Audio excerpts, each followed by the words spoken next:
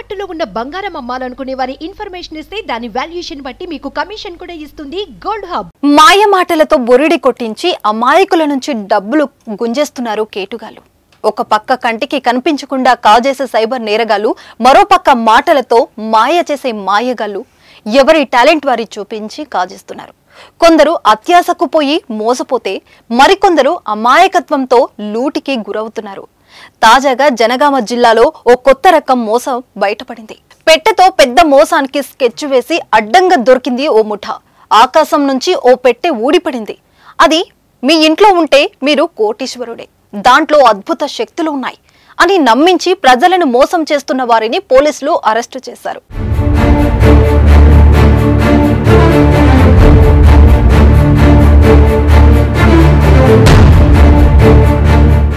సులభంగా డబ్బు సంపాదించడం కోసం కొందరు వేస్తున్న ప్లాన్ ఒక్కోసారి పోలీసులకు కూడా ఆశ్చర్యం కలిగిస్తాయి.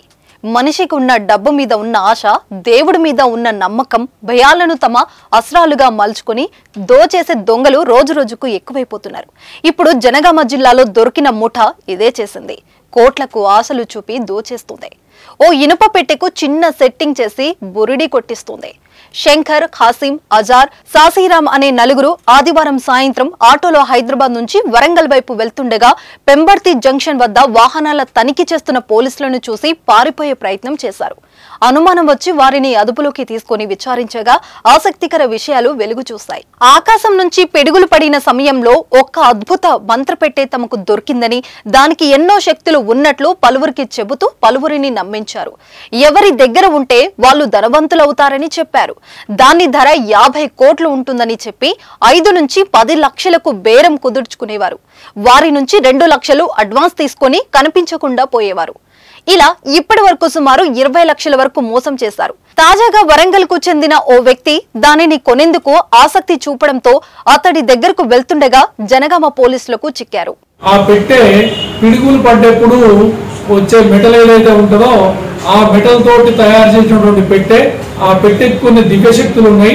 ఆ పెట్టె ఎవరి దగ్గర అయితే ఉంటుందో వాళ్లకు అదృష్టం కలిసి వచ్చేసి కోట్ల రూపాయలు వాళ్ళకు వస్తాయని చెప్పని ప్రజల్ని వీళ్ళ మాయమాటలతో నమ్మించి మోసం చేసి దాన్ని నమ్మిన వాళ్ళకు అడ్డగట్టేసి వాళ్ళ దగ్గర నుంచి కోట్ల కొద్ది రూపాయలు తీసుకొని మేము మోసం చేస్తుంటామని చెప్పని చెప్పారు.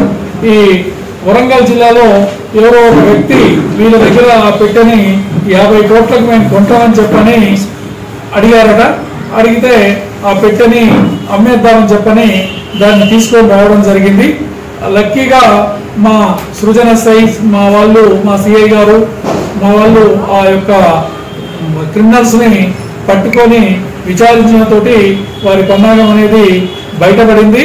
అయితే సదరు పెట్టె కింద భాగంలో బ్యాటరీ వంటివి అమర్చినట్లు పోలీసులు దర్యాప్తులో తేలింది. పెట్టెపైన చిన్నపాటి అయస్కాంతం పెట్టగానే అది దానిలో జస్ట్ వైబ్రేషన్స్ వస్తాయి. అలాగే పెట్టెపైన ఇనుప వస్తువుతో రాయగానే చిన్న చిన్న నిప్పు వెలిగించినట్లు దానిని తయారు చేస్తారు.